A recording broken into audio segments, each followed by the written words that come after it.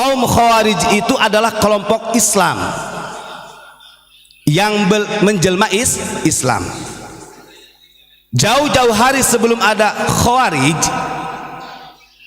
karena Khawarij ini adalah propaganda politik yang dibentuk oleh Abdullah bin Saba.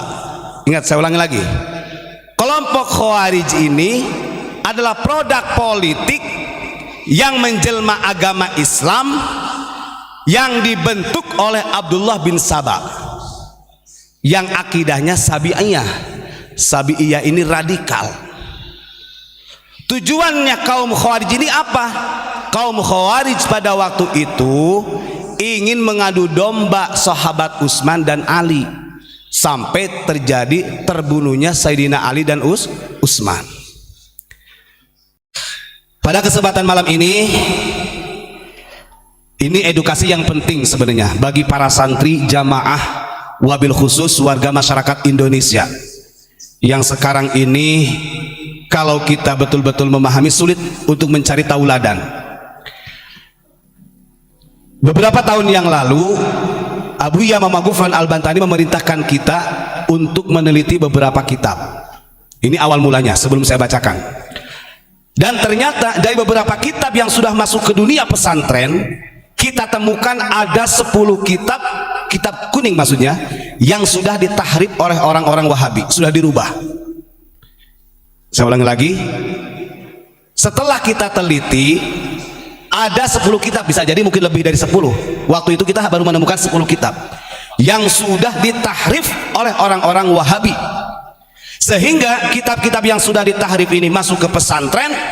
Akhirnya banyak santri-santri yang keluaran pesantren yang pemahamannya menjadi radikal, Sabi'iyah. Kok bisa? Nah, ini kita tahu sejarahnya, kita buka sejarahnya. Kenapa ada kelompok Islam yang ekstrim? Kenapa ada kelompok Islam yang radikalisme? Karena banyak di dalam kitab yang seharusnya dipahamkan sebagai edukasi santri justru dihilangkan oleh mereka untuk menutupi aib, keburukan atau misi-misi daripada kaum-kaum kelompok-kelompok yang radikalisme. Salah satu contoh di dalam kitab Tafsir Shawi, mudah-mudahan ini yang nonton mungkin ada dari kalangan kiai ataupun Ustadz Gus, monggo bisa disimak. Kalau saya nanti salah baca mohon dibenarkan, dikoreksi, karena ini juga berdasarkan petunjuk dari Abu Yamamah Ghufran. Saking khawatirnya, sedetail itu Abu Yamamah Ghufran untuk menjaga Nusantara dari orang-orang yang ingin merusak Nusantara, termasuk di lembaga pendidikan pesantren. Maka alhamdulillah kita diberitahu kitab ini loh yang sudah dirubah, kitab ini loh yang sudah dirubah. Nah, di antaranya adalah kitab Tafsir Shawi. Ini saya tunjukin dulu ya. Ini kitab Tafsir Shawi.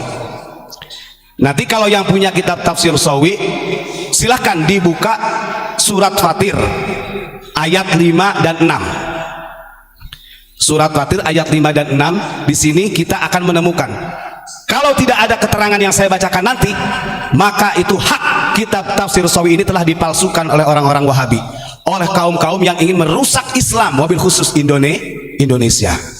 Nah, kira-kira kita sebagai santri, sebagai orang pribumi Indonesia, kalau ada orang yang ingin merusak bangsa kita, kira-kira kita ridho apa tidak? Kita lawan atau tidak? Wajib dilawan. Apalagi santri ini punya peranan penting dalam negara, bukan pemerintah. Santri ini cikal bakalnya seorang alim ulama. Ini saya bacakan di dalam surat Fatir. Kalau cetakan yang asli tidak dirubah oleh orang-orang Wahabi, seperti ini bunyinya. Bismillahirrahmanirrahim. Inna syaitana lakum aduwwun fattakhiduhu aduwwa. Yang artinya sesungguhnya setan itu adalah musuh bagimu, maka jadikanlah setan itu sebagai musuhmu. Innama yad'u hizbahu liyakunu min ashabis sa'ir. Karena sesungguhnya setan itu mengajak kelompok-kelompoknya. Kelompok di sini termasuk setan yang menjelma manusia, yang ingin merusak takwil Quran, takwil hadis.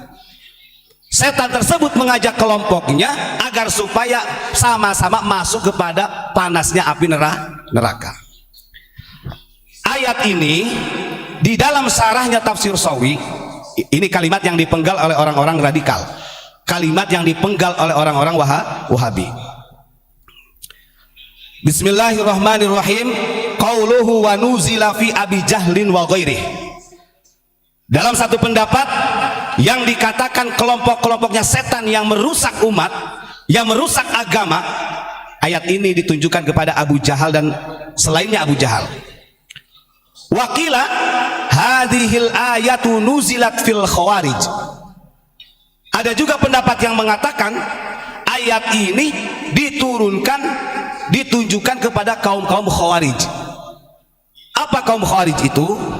Nah, ini perlu kita pahami sejarah. Sebelum saya bacakan, kaum khawarij itu adalah kelompok Islam yang menjelma Islam. Jauh-jauh hari sebelum ada khawarij, karena khawarij ini adalah propaganda politik yang dibentuk oleh Abdullah bin Saba. Ingat, saya ulangi lagi.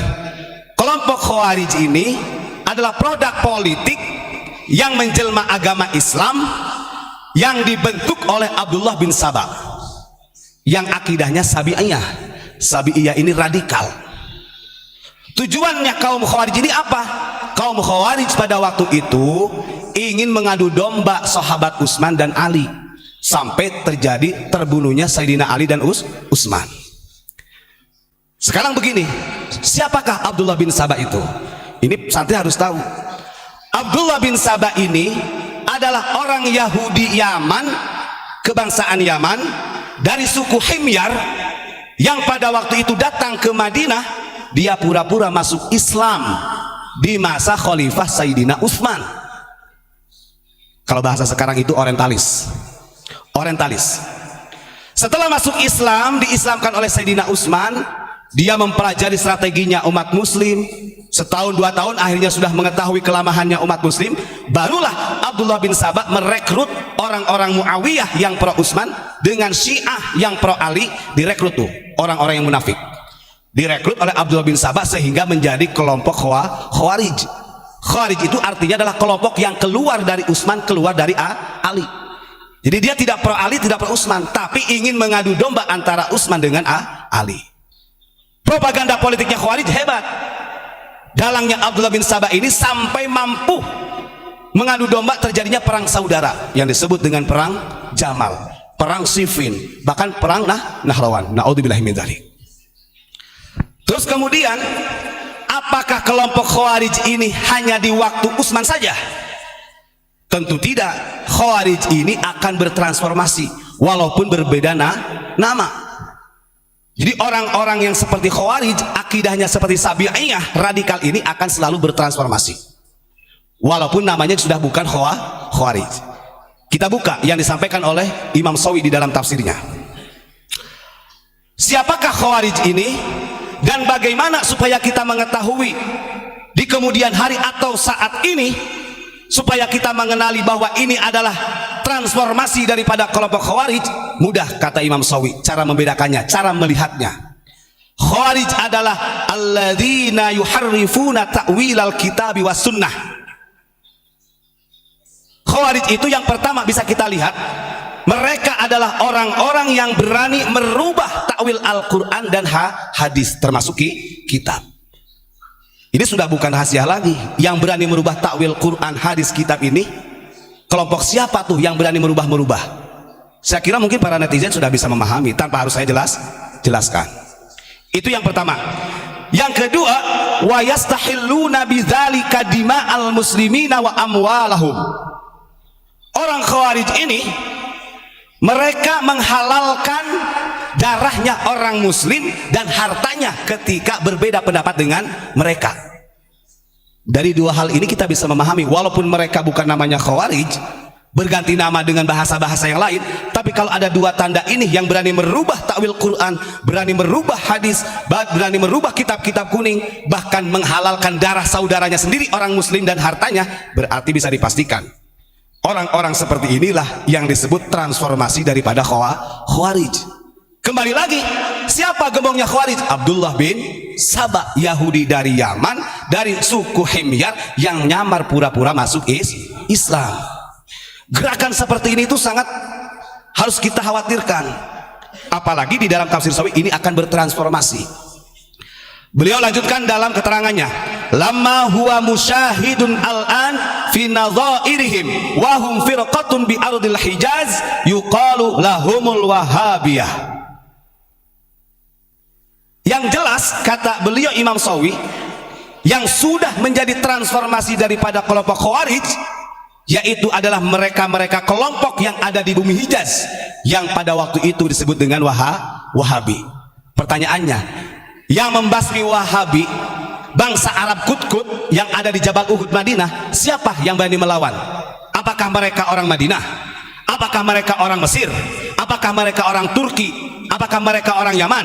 Apakah mereka orang Makkah? Tidak. Yang memimpin melawan bangsa Arab Kut-Kut yang pahamnya Khawarij adalah Abu Yamamah Armin Cibuntu. Ini ada sejarahnya. Makanya kadang-kadang ada orang, wah jangan bawa-bawa Banten, katanya begitu. Loh, saya juga sama, gurunya juga punya guru orang Banten, dan sejarahnya itu kita diberi langsung dari duriyahnya Abu Yamamah. Ada sejarahnya. Bahkan ketika Abu Yamamah Armin memimpin bangsa Arab Kut-Kut yang sekarang disebut dengan Wahabi itu, yang pahamnya Sabi'iyah, transformasi dari Khawarij, beliau memimpin 40 orang pasukannya. Bayangkan.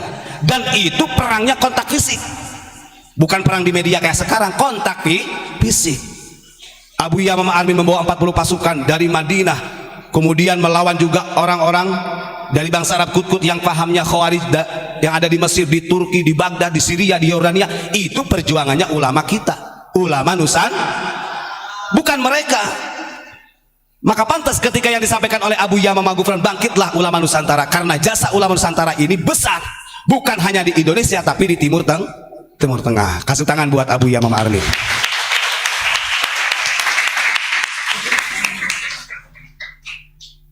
Ini mungkin bisa di zoom dulu Pak Sakur, di zoom.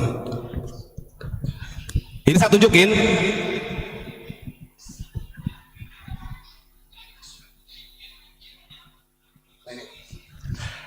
Keterangan ini, kalau kitab tafsir Shawi yang sudah dirubah oleh Wahabi gak ada. Kalau mau bukti, saya tunjukkan kitab tafsir Shawi. Yang satunya, Ustaz Masuri, minta tolong ambilkan tafsir Shawi yang karangan yang sudah dipalsukan oleh orang-orang Khawarij, orang-orang yang radikal, orang-orang yang mengaku Islam tapi sebenarnya akidahnya akidah Yahudi. Ini asli. Ini penting kita sampaikan, dan kebanyakan tafsir Shawi ini dikaji di pesantren. Di pesantren-pesantren besar Salafiyah dikaji. Bagaimana santri akan memahami sejarah yang seutuhnya ketika ini dipenggal dan tidak dipahamkan kepada para santri. Naudzubillahi min. Maka syukur alhamdulillah kalau kita berguru kepada orang yang betul-betul menjaga marwah kutubul qadimiyah, menjaga betul-betul ajaran yang seutuhnya. Saya gak pernah menemukan masanya guru yang ya di jilid 3. Nih, seperti yang kemarin disampaikan oleh Abu Ya, dalam 1 tahun beli kitab sampai ratusan juta. Itu tujuannya untuk meneliti. Dan jujur saja, ini sudah kita jadikan buku, kita sampaikan kepada PBNU, kita sampaikan kepada MUI, walaupun tidak direaksi pada waktu itu. Nah, ini cetakan yang sudah dirubah. Ini perlu para santri yang belajar kitab tafsir Shawi biar hati-hati ya. Ngeri. Karena Khawarij ini akan terus bertransformasi. Setelah Wahabi apalagi bertransformasi terus. Yang penting kita akan mengetahui karakter, mengetahui akidahnya. Satu itu tadi, 2. Suka merubah takwil Quran, hadis, kitab-kitab, dan menghalalkan darahnya orang muslim dan hartanya kalau berbeda pendapat dengan mereka. Artinya gampang mengkafirkan kepada orang. Nah itu bahaya. Nah ini cetakan yang sudah dirubah. Di sini adalah hadhil ayat fil Khawarij saja. Setelah ini transformasinya menjadi Wahabi dan tetek bengek lain sebagainya lah tidak ditulis. Bayangkan, 1 halaman ini dihilangkan. Ilmu itu narasi jangan satu halaman, 1 kata aja dihilangkan, itu sudah akan menjadi beda. Substansinya sudah beda. Artinya sedetail ini, ketika ada orang yang mengatakan Abu Yamamah Ghufran gak pernah baca kitab, tapi nyatanya Sedetail ini Abuya Muhammad Ghufran mengajarkan kita untuk memahami kitab yang betul-betul masih utuh, apakah kitab yang sudah dirubah oleh mereka.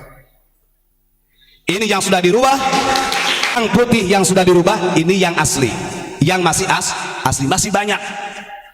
Ini satu persatu, insya Allah Abuya sudah memberikan izin untuk menyampaikan kepada umat, supaya umat ini paham. Makanya pantas kalau sekarang itu banyak yang dibodohi, benar kata Abuya. Banyak kitab-kitab yang sudah dirubah. Gak usah kitab ini, nanti saya jelasin Sahih Bukhari itu yang menjadi redaksi Sahih Bukhari yang tebal itu aja, padahal yang menemukan kuburannya Imam Bukhari siapa kalau bukan panding father kita Bung Karno ya. Itu aja ada yang berubah. Nanti kita jelaskan di fase berikutnya ya.